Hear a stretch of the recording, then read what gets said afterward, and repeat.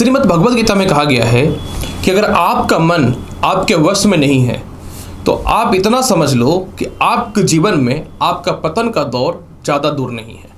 मतलब अगर आपका मन आपके नियंत्रण में है तो आपके किया गया हर काम का ज्ञान आपको रहेगा कि आप कितना सत्य और कितना असत्य के मार्ग पे चल रहे हैं। इसलिए जीवन में सबसे बड़ा ज्ञान है कि आप अपने मन को अपने नियंत्रण में रख करके हर उस काम को करो जो आपको लगे सही है या गलत है।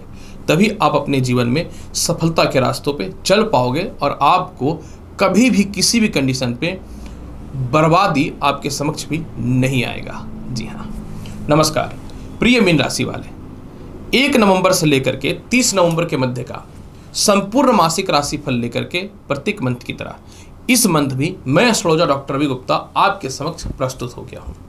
प्रिय मीन राशि वाले, आज मैं आपको बताऊंगा कैसा रहेगा पूरे 30 दिनों का हाल, जिसमें आपके जीवन के मूलभूत अंग, इनकम, संपत्ति, संतान, विदेश यात्रा, शिक्षा जितने भी होते हैं सभी के बारे में विस्तृत तौर पे चर्चा करूंगा। ये जो राशिफल है चंद्र राशि पे आधारित है। अगर आपको अपना चंद्र राशि पता है तो बहुत अच्छी बात है, अगर नहीं पता है तो आप लग्न के हिसाब से या नाम के हिसाब से इस संपूर्ण जानकारी को देख सकते हैं। तो चलिए सबसे पहले मैं बताता हूं आपके जीवन में मीन राशि वाले कैसा रहेगा नवंबर महीने में कर्म क्षेत्र का हाल। प्रिय मीन राशि वाले, आपके कर्म क्षेत्र के स्वामी जो हैं वो बृहस्पति हैं और बृहस्पति निश्चित तौर पे अपनी 9वीं दृष्टि से कर्म क्षेत्र को देख रहे हैं। लेकिन बृहस्पति का वक्र तत्व थोड़ा सा आपको अस्थिर और परेशान तो निश्चित तौर पे कर रहा है। लेकिन किसी भी राशि के स्वामी अगर अपनी राशि को देखते हैं तो निश्चित तौर पे तरक्की का दौर चालू रखता है। मतलब मीन राशि वाले, इस महीने आपको निश्चित तौर पे थोड़ा सा करियर को लेकर के स्ट्रगल और थोड़ा सा संघर्ष रहेगा, इसमें कोई शक नहीं है।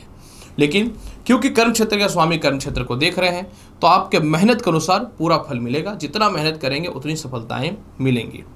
जहां तक प्रमोशन पदोन्नति का बात है तो 16 नवंबर के बाद जब भाग्य स्थान में भाग्य स्थान कारक मंगल आएंगे और रोचक नामक राजयोग की उत्पत्ति करेंगे और धन का मालिक भाग्य स्थान में बैठेगा तो 16 नवंबर के बाद पदोन्नति प्रमोशन के साथ बड़े व्यापार और नौकरी में सफलताएं भी मिलने प्रारंभ हो जाएंगे। इसी के साथ में फिर मंगल का भी विराजमान हो इसी के साथ फिर सूर्य का भी विराजमान होना भाग्य स्थान में यह दिखाता है कि 17 नवंबर के बाद किसी प्रकार का कानूनी परेशानी व्यापार या नौकरी में है तो 17 नवंबर के बाद यह भी 100% सॉल्व होता हुआ नजर आ रहा है आपके जीवन में मीन राशि वाले। जहां तक बात मैं करूं लॉटरी सट्टा शेयर मार्केट में जो डील कर रहे हैं, आपके जीवन में भाग्य कारक ग्रह मंगल मजबूत होगा 16 नवंबर से, तब आपके जीवन में बेहतर है। मतलब 16 नवंबर तक आपको थोड़ा स्ट्रगल करना पड़ सकता है लॉटरी सट्टा शेयर मार्केट को लेकर के। पर एक बहुत ही कड़वी सच्चाई भी मैं आपको बताना चाहता हूं कि आपके जीवन में क्या होगा कि 3 नवंबर से शुक्र सप्तम भाव में नीच के हो जाएंगे। अतः पूरे महीने आपको पार्टनरशिपिंग को लेकर के, इन्वेस्टर को लेकर के, अपने कंपटीटर को लेकर के बहुत ज़्यादा अवेयर और सावधान रहना पड़ेगा, क्योंकि सप्तम भाव में शुक्र जो है वो नीच के हो जाएंगे। और जब नीच का हो जाएंगे तो पूरे महीने आपके जो भी आपको पसंद नहीं करते हैं या आपके व्यापार में या जॉब में जो आपके बहुत बड़े कंपटीटर वगैरह वो नुकसान पहुंचाने की कोशिश करेंगे। इसलिए किसी भी हाल में आपको 3 नवंबर के बाद बहुत ज़्यादा मेहनत करना है इन मामले में, और किसी भी हाल में बिना सोचे समझे किसी के साथ कोई इन्वेस्टमेंट नहीं कर देना है या फिर पार्टनरशिपिंग नहीं कर देना है। मतलब आपको सोच कर रहना, जो आपके कंपटीटर उसके साथ कोई लो फॉल शेयर ना करें। अगर मैं बात करूं कैसा रहेगा आपके जीवन में इस महीने विदेश यात्रा का हाल, विदेश यात्रा कारक शनि जो है ये 4 नवंबर से मार्गी हो रहे हैं।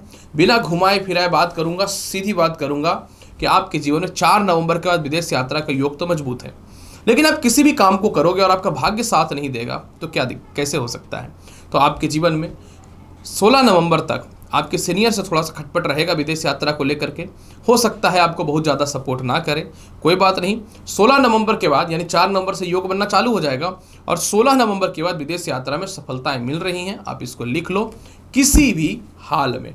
मतलब मीन राशि वाले, आपके जीवन में विदेश यात्रा भी हो रहा है 16 नवंबर के बाद। पैसे के बिना संसार तो अधूरा है और पैसे तो चाहिए ही चाहिए। जहां तक धन की बात मैं करूं तो इस महीने आय कारक स्थान को राहु तो देख रहा है पंचम दृष्टि से। अब यहाँ पे मंगल भी जो है चतुर्थ दृष्टि से आय स्थान को तो निश्चित तौर पे देख रहा है। तो इसका मतलब क्या, बाकी दिन पैसे नहीं आएंगे। धन भाव पे 16 नवंबर तक मंगल का दृष्टि। इसके बाद फिर मंगल का धन का मालिक का भाग्य स्थान में जाना। अब मैं घुमा फिरा के क्या बोलूं, सीधी बात करता हूं, इस महीने अचानक धन आ रहा है। पिता की तरफ से भी धन आएगा, संपत्ति की तरफ से भी धन आएगा, जीवन साथी की तरफ से भी धन आने के चांसेस हैं। इसके अलावा जो है संपत्ति वगैरह सेल होकर के भी धन आने के चांसेस हैं। लेकिन इसमें बढ़ोतरी 16 नवंबर के बाद बेहतर होना चालू हो जाएगा। मतलब मीन राशि वाले 16 नवंबर के बाद धन का योग इतना बेहतर होने वाला है कि मैं आपको क्या बोलूं। इसके अलावा मीन राशि वाले, क्या धन कम जाएगा? बिल्कुल नहीं। जो आपके जीवन में व्यर्थ का केस मुकदमा में या व्यर्थ के अस्थिरताओं में जो पैसे खर्च हो रहे थे ना, 4 नवंबर से वह भी खत्म हो जाएगा, क्योंकि शनि हो जाएंगे मार्गी। और जैसे ही शनि मार्गी हो जाएंगे तो जिनका विदेशों से काम चल रहा है, जिनका एक्सपोर्ट इंपोर्ट का काम चल रहा है, जिनके बड़े भाई बहनों से या परिवार में काम चल रहा है, चारों तरफ से धन की प्राप्ति के योग बेहतर होने चालू हो जाएंगे। मतलब बल्ले बल्ले बोलते हैं ना, सही में बल्ले बल्ले हो रहा है। इसके बाद फिर अगर मैं और आगे की बात करूं, कैसा रहेगा आपके जीवन में दाम्पत्य जीवन का हाल। देखिए मीन राशि वाले, आपके सप्तम भाव में 3 तारीख से शुक्र आ जाएंगे नीच के, पहले से वहां पे केतु विराजमान है। और दाम्पत्य कारक बुध जो है वो 6 नवंबर तक अष्टम भाव में है। एक बात तो कंफर्म हो गया कि सप्तम भाव में शुक्र आएगा तो ठीक नहीं है। मतलब पूरे महीने आपके वैवाहिक जीवन को लेकर के अस्थिरता परेशानी बनी रहेगी। आपको पूरे महीने वैवाहिक जीवन को संभालना पड़ेगा, वैचारिक मतभेदता से बचना पड़ेगा, गलत आरोप प्रत्यारोप से बचना पड़ेगा। और इसके अलावा जो है जिनको डाइवोर्स लेना या सेपरेशन में है ऑलरेडी, उनका तो खत्म हो सकता है जो चाहते हैं, क्योंकि सप्तम भाव में आएगा तो खत्म ही करेगा। और जब तक पहला खत्म नहीं होगा सेकंड की ओर आप नहीं जाएंगे। तो चलो इस मामले में तो उन लोगों के लिए बेहतर है। लेकिन जो चाहते हैं कि अपने वैवाहिक जीवन को बचाएं, तो आपको 3 नवंबर के बाद वैवाहिक जीवन में किसी प्रकार का आरोप प्रत्यारोप से बचना है। जीवन साथी से दूरियां विशेष तौर पर नहीं बनाना है। अगर आप चाहते हैं आगे ठीक करना चाहते हैं तो बहुत सारे आरोप लगेंगे, बहुत सारे आर्ग्यूमेंट होंगे, तो आपको चुपचाप शांत रहना है, क्योंकि इस चक्करों में बड़ी परेशानियां बढ़ सकती हैं। जिनका लव लाइफ की बात करूं, सीधी बात मैं करता हूं, 4 नवंबर के बाद लव लाइफ का योग बहुत ही अच्छा है। लेकिन इस महीने लव लाइफ का भी कारक शुक्र और मंगल की स्थिति बहुत अच्छी नहीं है।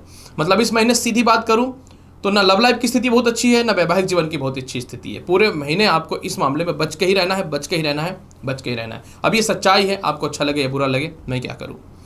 भूमि मकान वाहन संपत्ति का हाल कैसा है? चतुर्थ भाव कारक अष्टम स्थान में बैठा हुआ बुध सिर्फ और सिर्फ 6 नवंबर तक। 6 नवंबर के बाद केंद्र त्रिकोण राजयोग बना देगा। 6 नवंबर के बाद संपत्ति सेल होगी, माता से तालमेल अच्छा होगा, पिता से तालमेल ठीक ही रहेगा, और सामाजिक ख्याति की प्राप्ति होगी। जिनको वाहन लेना है, संपत्ति लेना है, वह मिल रहा है। 6 नवंबर के बाद कुछ आपको महंगे गिफ्ट भी मिल सकते हैं। 6 नवंबर के बाद आपके संपर्क भी बड़े बड़े लोगों से होंगे, माता सपोर्ट करेंगे, सामाजिक ख्याति बढ़ेगी, जिसके कारण संपत्ति का लाभ मिलेगा। कोई घर या संपत्ति लेना चाह रहे थे, हो नहीं पा रहा था, तो वह भी होता हुआ दिखेगा। यह आपके लिए बहुत बेहतर रहेगा। संतान पक्ष की जहां तक बात मैं करूं, देखिए संतान कारक स्थान में राहु की दृष्टि तो पड़ रही है, इसमें कोई शक नहीं है। लेकिन 4 नवंबर से शनि जो है मार्गी होंगे, अतः 4 नवंबर के बाद प्रथम संतान से तालमेल ठीक होगा, 4 नवंबर के बाद होगा। और द्वितीय संतान से 6 नवंबर के बाद तालमेल अच्छा होगा। मतलब इस महीने संतान संबंधित जो भी समस्याएं हैं, संतान कंसीव करने को लेकर के 4 नवंबर के बाद ठीक होगा। 4 नवंबर के बाद संतान कंसीव को लेकर के हेल्थ इशू वगैरह हो रहा है, वह भी ठीक होता हुआ नजर आएगा। शिक्षा की बात अगर करूं तो देखिए शिक्षा कारक की स्थिति के बारे में बात करूं तो बृहस्पति और सूर्य इसके महत्वपूर्ण भूमिका निभाते हैं। पंचम भावस्थ कारक अगर बृहस्पति और सूर्य की बात करूं तो ये 17 तारीख तक नीच के हैं। 17 तारीख को सूर्य भाग्य स्थान में आ जाएंगे तो आपके जीवन में तालमेल ठीक हो जाएगा शिक्षा का। यानी आपके जीवन में 17 तारीख के बाद उच्च शिक्षा का लाभ है। उच्च संतान पक्ष को लेकर उसकी तरक्की, उसके वैवाहिक जीवन, उसकी शिक्षा, करियर, जो भी परेशानी है वो 17 नवंबर के बाद 100% सॉल्व होता हुआ दिखेगा मीन राशि वाले। अगर आपको कोई इंटरव्यू है या रिजल्ट है तो उसमें भी आप 17 तारीख के बाद सफल हो रहे हैं। अगर आपको विदेशों में जाकर के पढ़ाई वगैरह करना है तो 17 नवंबर के बाद गारंटी है कि एकदम तालमेल बेहतर होता हुआ नजर आ रहा है। और किसी कारण से संतान पक्ष में दूरियां बनी हुई थी तो वह भी 17 नवंबर के बाद ठीक होता हुआ दिखेगा। संतान का स्वास्थ्य वगैरह को लेकर के वह भी ठीक होता हुआ दिखेगा। हेल्थ की जहाँ तक बात मैं करूँ या कर्ज की, देखिए इस महीने 17 नवंबर तक बहुत ज़्यादा खर्च है। 17 नवंबर के बाद थोड़ा सा हेल्थ इशू हो सकता है। इस 17 नवंबर तक तो इस मामले में आपको ध्यान देना है। केस मुकदमा आपके जीवन में 17 नवंबर के बाद सॉल्व हो रहा है और 4 नवंबर से इसके रास्ते खुलने चालू हो जाएंगे। उपाय के तौर पे पूरे महीने गायत्री मंत्र का जाप करना है और लक्ष्मी चालीसा चालू कर देना है 3 नवंबर से पूरे महीने। एकदम गारंटी के साथ बोलता हूँ कि स्थिरताएं ठीक होंगी। और धमकी भी है कि आपको करना है ये काम, क्योंकि शुक्र आपको बर्बाद कर सकता है। और ओम दुम दुर्गे नव मंत्र का भी 44 बार जाप करना है। तो प्रिय मीन राशि वाले, कैसा रहेगा आपके जीवन में नवंबर महीने का संपूर्ण हाल, इसकी विस्तृत जानकारी मैंने आपके समक्ष प्रस्तुत कर दिया।